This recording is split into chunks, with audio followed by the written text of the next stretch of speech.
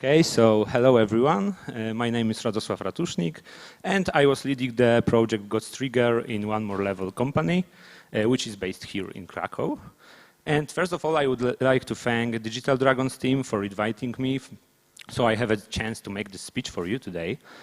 And today I would like to present you a Trigger design postmortem, and I'm going to briefly speak about how it changed during the long process of the development.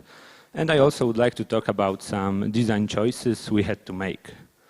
So, first of all, I'm going to tell you what is Trigger, then a few words about initial game features, and next we will go through several iterations of the story and gameplay which were created during the production.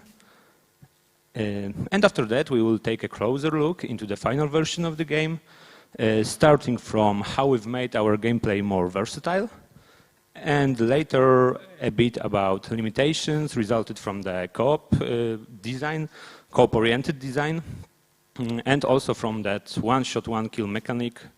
It also results some limitations in terms of gameplay design. And yeah, I will also talk briefly. I will also talk briefly about how the game was received after the release. And finally, I will sum up everything and I will tell you what went right and what went wrong, in my opinion. So, first of all, what is Trigger? Trigger is a violent top-down shooter with that crazy one-shot, one-kill mechanic. So it's fast, it's frantic, and mostly targeted to the hardcore gamers. And players take control over Angel Harry or Demon Judy, and their job is to stop the apocalypse. What's more, the game is strongly focused on co-op, although initially it wasn't the main feature of the game. And it has been developed, as I mentioned before, by our company, One More Level. And the game was released like last month in April on PC, PS4, and Xbox One at the same time. And this is one of the game's trailer that we released before the launch, so please take a look.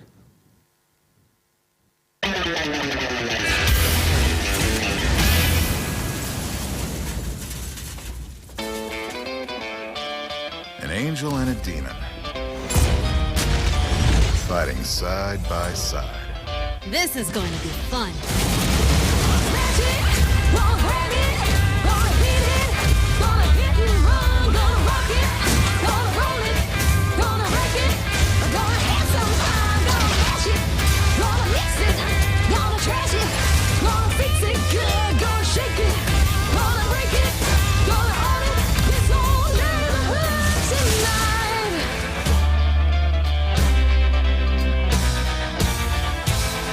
Say hello to death for us.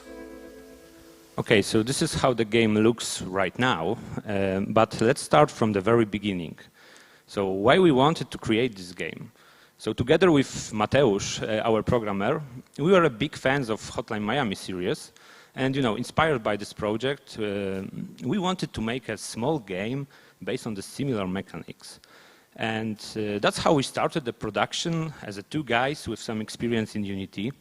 And we planned that the production of the game should be short, production time of the game should be short, and also a budget of the game of such a project also shouldn't be too high.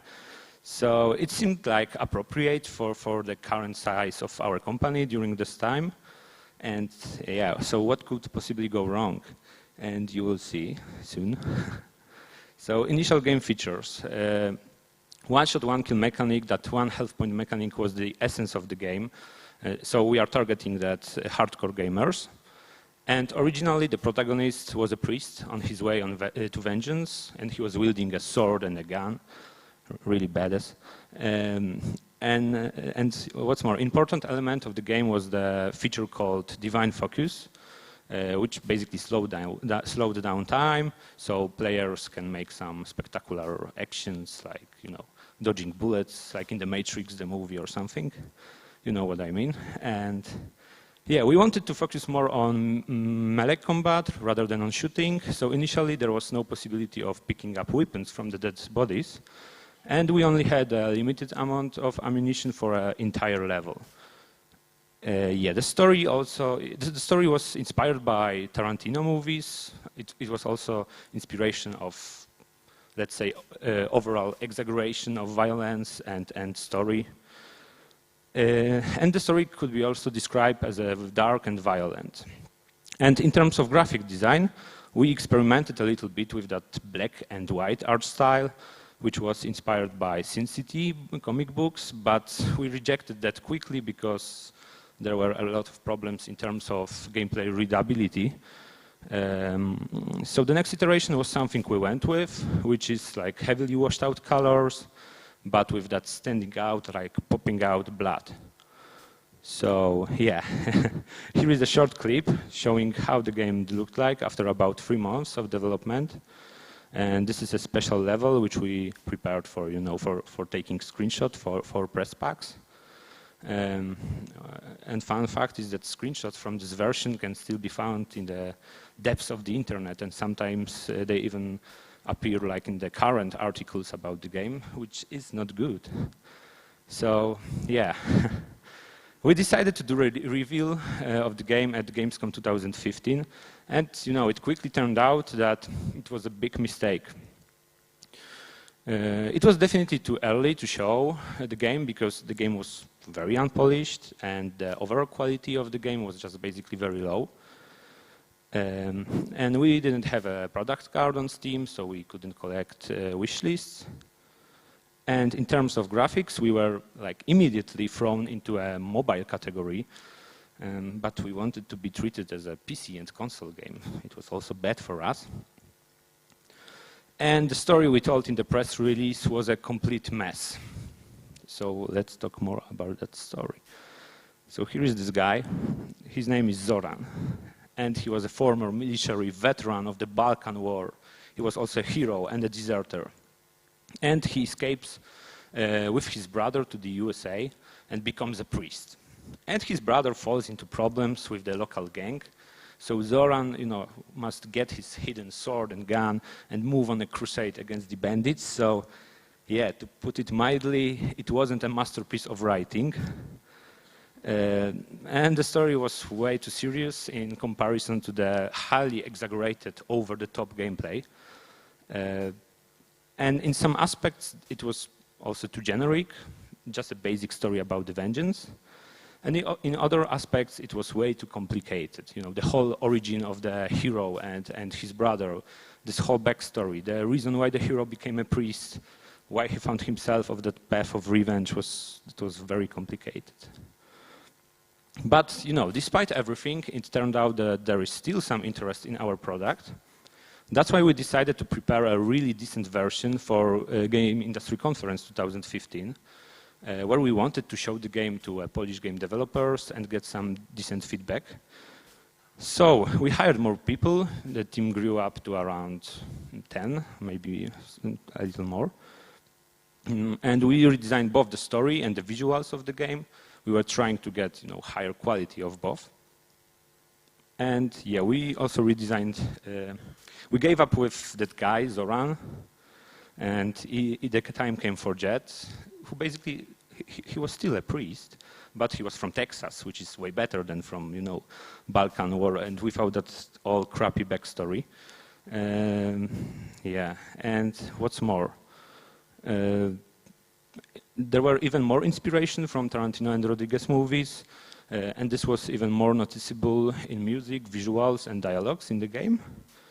And we decided to prepare a playtest on people from Polish game dev, as I mentioned before, and they gave us like priceless feedback. It was amazing, so we quickly turned it into a next version of the game.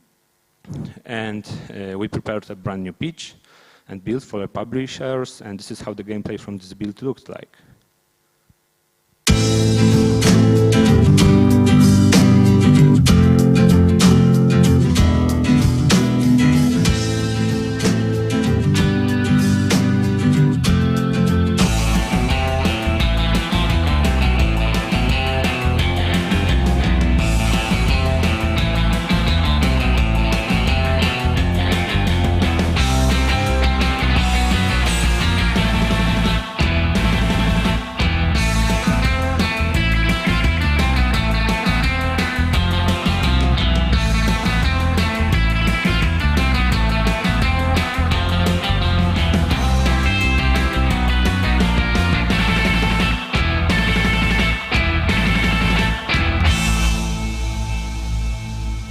Yeah, so we found a publisher, and it let us start to a production like in a full swing with a full power. So we started to working on a demo for Gamescom 2016. And yeah, there was another iteration of the story, of course, and the main character. This is the new Jet, and it was way cooler. He was way cooler than the previous Jet with that, you know, priest cloth, whatever. Yeah, and the story was also different. Jet became a preacher, but earlier he was a gangster, and together with his girlfriend, they planned to escape from criminal world. But unfortunately, gangs get them and killed Jet's girlfriend. So, you know, Jet was like under the cover for several years of being a priest, and he was gathering informations about the gang. So then he moves on to bring justice upon them. So it was better story, a better backstory. And yeah, we prepared in-game comic books, cutscenes, and also gameplay cutscenes of way higher quality, and you know the quality of entire graphic design was also improved. We prepared three levels for that demo in 3 different settings. It was Miami apartments, diner in Texas, and junkyard. And the demo took over 20 minutes of gameplay. So yeah, here is a short gameplay from the demo, so please take a look, and I bet you can notice the changes. I don't know no towel, man. Let me rephrase the question. Where is he?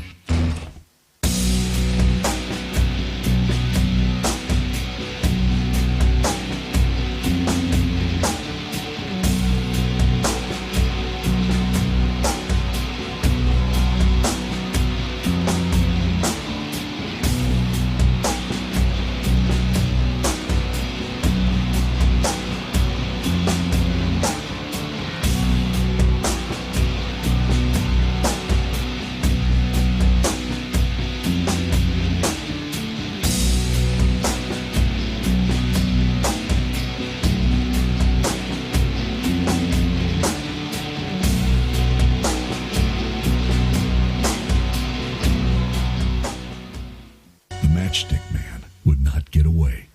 Not with my GT350 burning hell for leather after him. For I was the Lord's sword, and I would lay my punishment upon his ugly ass. Yeah, but unfortunately, one does not simply walk into Gamescom, and the demo has been rejected, although it presented quite a good quality, in my opinion. So why the demo has been rejected? First of all, the limitation caused by the lack of possibility of picking up weapons from dead bodies was very frustrating for players, and there was a broken checkpoint system. It also caused many frustration among players, and basically it was way too long for a show floor of Gamescom. We wanted to present it to the largest number of players as possible, and that was a problem. And we moved away from that stylized graphic design into a more realistic one, which resulted basically in the fact that we lost some unique looks, unique character of the game. And most importantly, the game still didn't have a clear unique selling point during that time. And yeah, it was a big problem for us. So the turning point was to focus on co-op. And you know, we began to treat the co-op mode as the main game mode. We started to focusing on it like in 100%, because previously the co-op mode was treated by us like an additional game mode, just a few levels added to the main story campaign. Yeah, and we've speed up the gameplay, we've speed up the reaction times of opponents, which made the gameplay itself surprisingly even more tactical, because you had to time your entries to rooms where the enemies are placed. And also we added the possibility of picking up weapons from dead bodies, and it quickly turned out to be very enriching for gameplay. Of course, it cost us a lot of work because we had to, you know, prepare the whole system from the very beginning, from the scratch. And we prepared new story that added some fantasy elements to our world, so which was basically our version of heaven and hell, angels and demons, and riders of the apocalypse. And the result was the need to redesign the whole game. Yeah, unfortunately. So we've met a problem in the story because Jet, he was always a main character, and it doesn't matter whoever we were trying to stick to him. The second character was always treated just as a sidekick of Jet. So the solution turned out to be the introduction of two equally important characters, an angel Harry and a demon Sal. Yeah, and now I'll tell you more about the main protagonist in that version of the game. So here is this guy, Harry, and he's an angel and soldier of heaven, and he was sent from heaven, you know, to stop the apocalypse on Earth. And his main weapon is a holy sword, so that's why he prefers melee combat. And Sal, he's a demon and escapee from hell, and he loved his life among humans here on Earth, so that's why he decides to, you know, help Harry with stopping the apocalypse.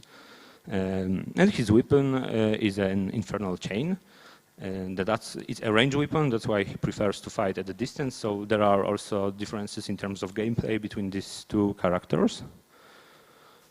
Yeah, and another problem that had to be resolved was the decision that the whole campaign should be playable in co-op. Okay, no problem. And there was several things we had to do. We had to redesign all levels in the game to fit the co-op mode. Okay, that was easy. And we have we added some additional entrances to the rooms, so players, you know, could enter the arenas from different places, different spots. And we have prepared special skills for both characters that distinguish them from each other, and the players, you know, players had to use them to solve some puzzles, pass the levels, basically. And levels were prepared separately, depending on the single player or co-op mode, in terms of, you know, puzzles, number of enemies, and sometimes even in terms of geometry of the level. And art style, yeah. We've changed the art style from this realistic one into a more stylized comic book-like. And the comic book story cutscenes were moved from the gameplay to intros before each chapter. And the textures of the most models have been hand-painted to create that more comic book look. So yeah, it was great. So we continued to develop the game into that direction, and we prepared the demo and the trailer for E3 2017. So please take a look.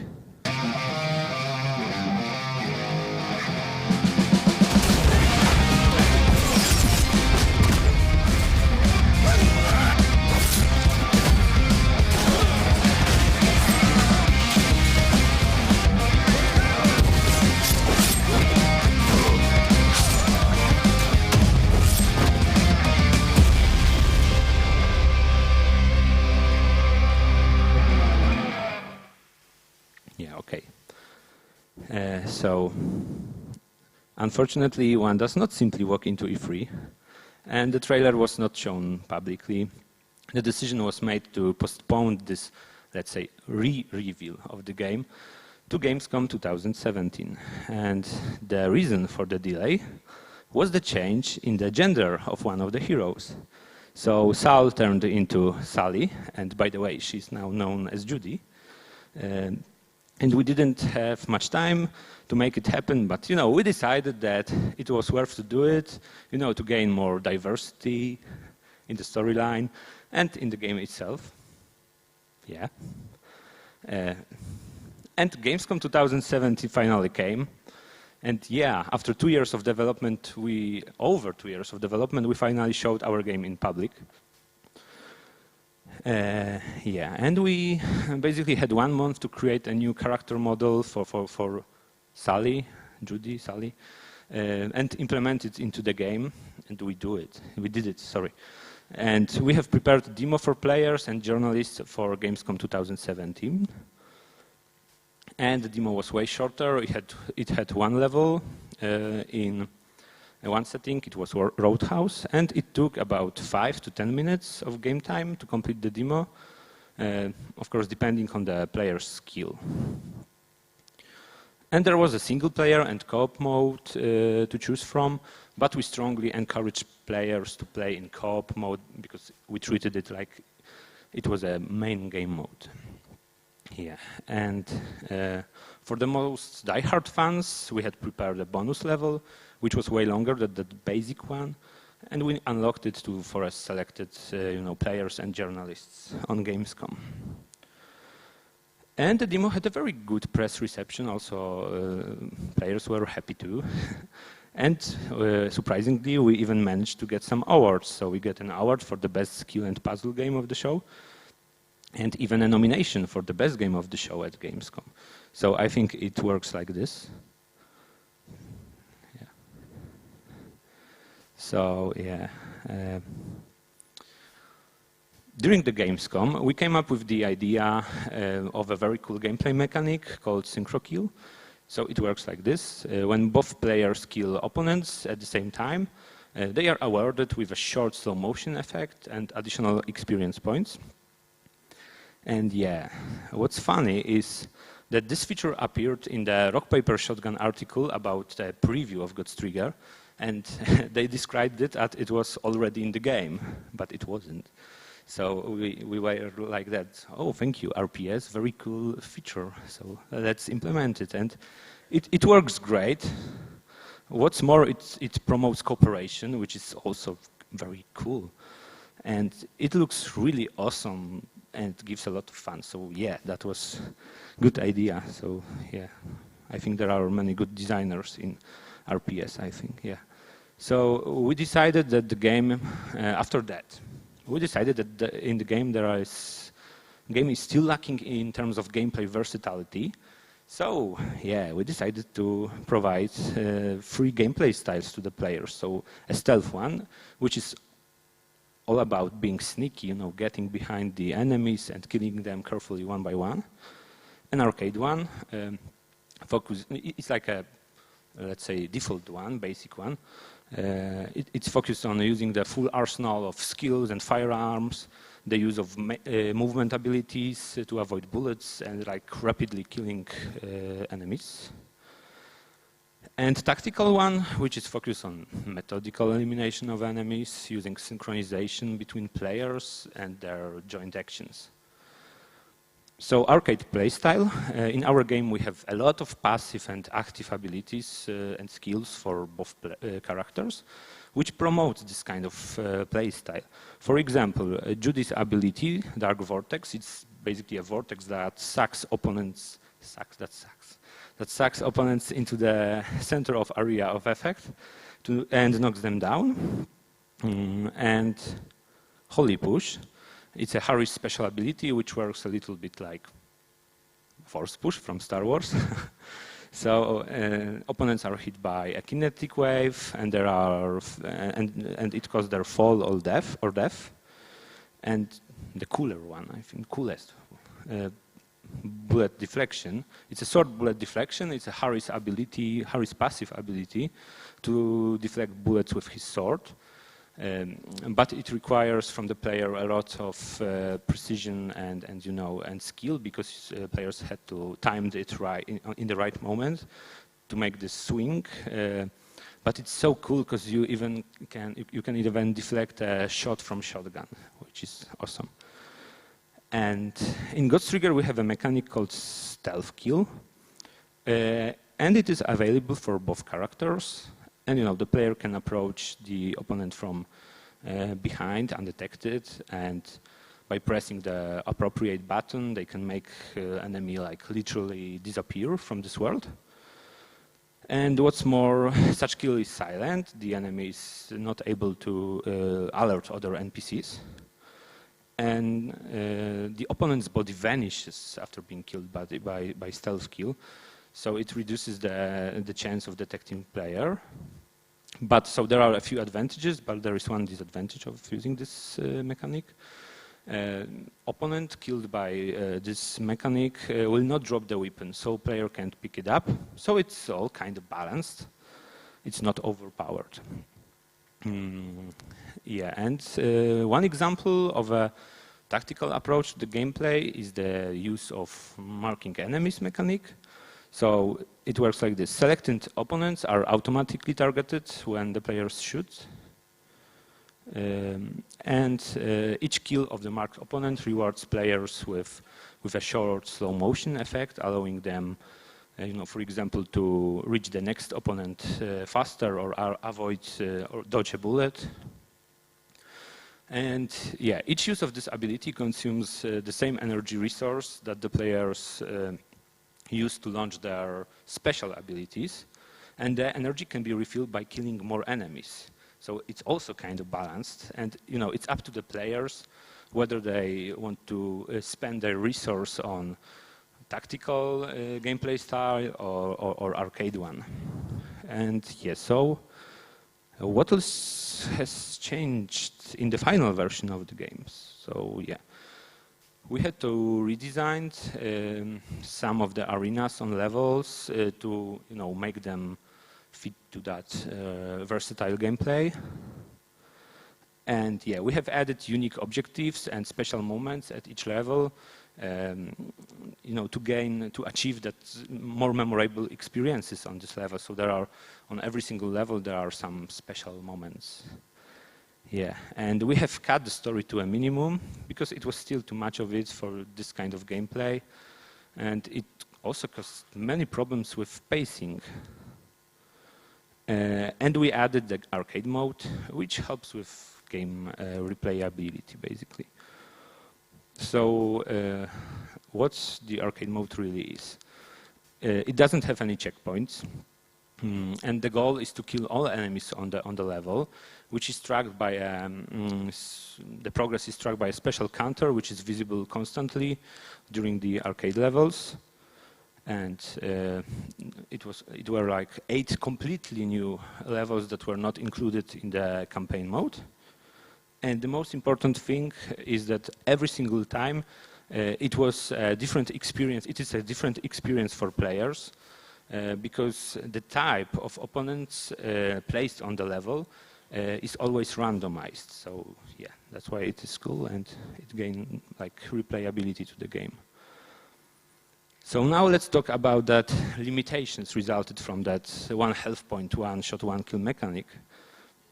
So yeah, quite quickly, we discovered that we need to have like instant restarts on all platforms because players are killed in our game really often, and waiting for restart caused a lot of frustration. And instant restarts and frequent checkpoints have also encouraged players to try different methods and of overcoming challenges in our game. And boss fights are also a problem when your hero got only one health point. So checkpoints were a must-have after each stage of the boss fight. And yeah, we said no to bullet sponges. So the challenge for the player should be, finding the right method and precise execution of it, not packing like hundreds of bullets into boss.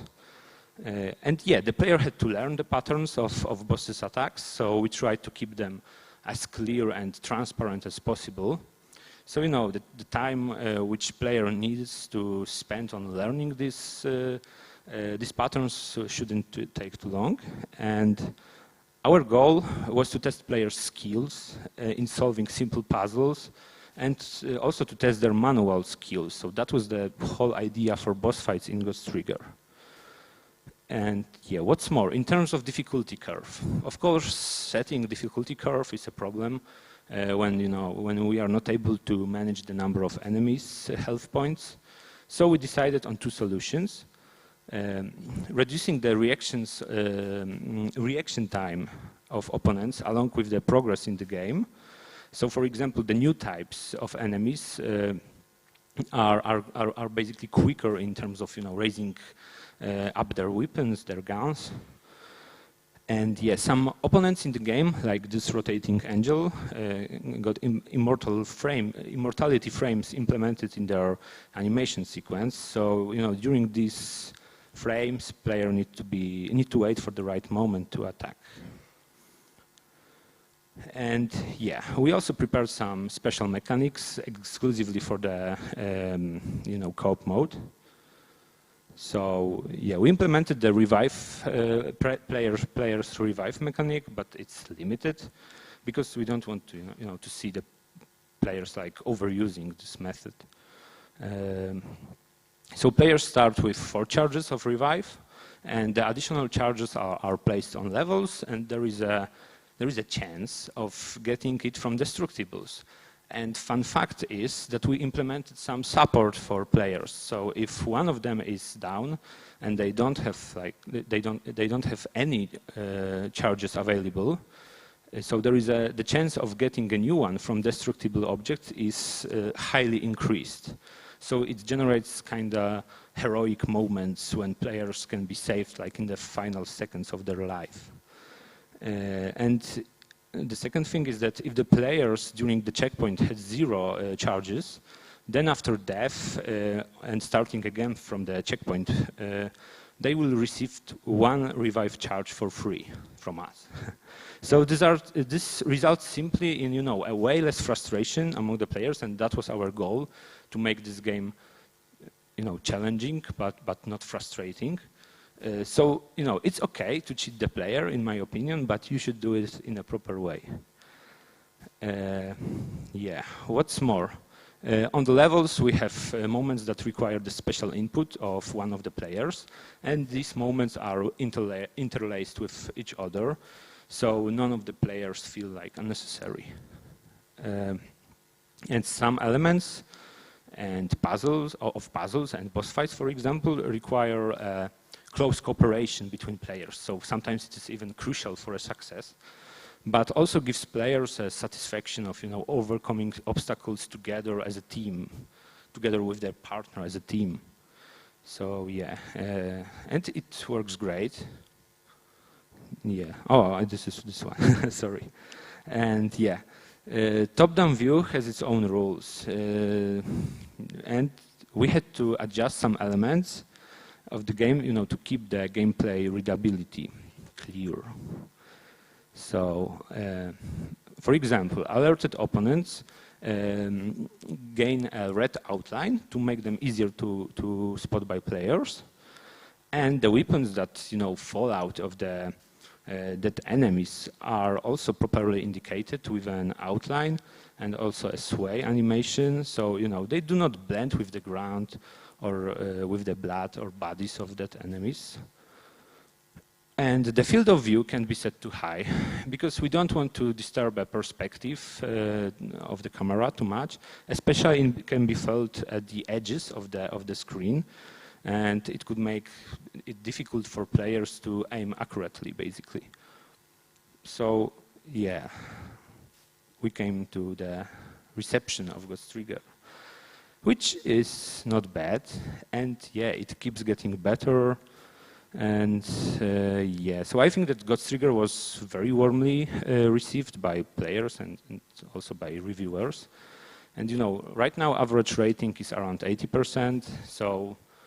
So yeah, I think we are very glad that despite the long and bumpy road which Ghost Trigger production was for sure, somehow we managed to deliver a valuable product to the players. So yeah, we can be proud, I think. So wait, it was quick, I think. So what went right? In my opinion, focus on co-op as the main feature of the game was a very important decision. It was like a turning point of the whole production. Of course, it cost us a lot of work, but I think that was just for the better. And a mechanic of picking up weapons has brought a lot of goods for the gameplay, despite my fears too that the players will stop using melee weapons. It didn't happen. And the decision to make the gameplay more versatile has given players a lot of possibilities to beat the game as they want, as they wish. And yeah, despite many changes, the core of the game still remained very arcadish. So that was our basic, assumption for the game, let's say, from the very beginning. And what went wrong, in my opinion? The production time was definitely too long. This resulted in changing the game pillars several times during the whole production. And yeah, I think that initially we approached too cautiously to developing this game. I think we also lacked some ambition, maybe some faith in our skills. But to be honest, we also lacked some experience at the beginning of the development as a team. And yeah, what's more, special skills were a great addition. But we could still make better use of their potential. For example, by adding some gameplay fragments such as puzzles, which we could use many of them, not just dash and teleport abilities like it is mostly in the final version of the game. Yeah, so I think that's it. Thank you for your attention, guys. Thank you very much. And if you have any questions to Mr. Ratusznik, then just raise your hands and I will get to you with the microphone. So do we have any questions?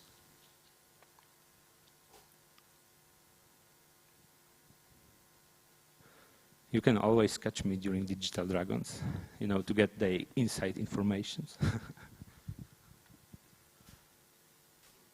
Okay, thank you very much. Thank you.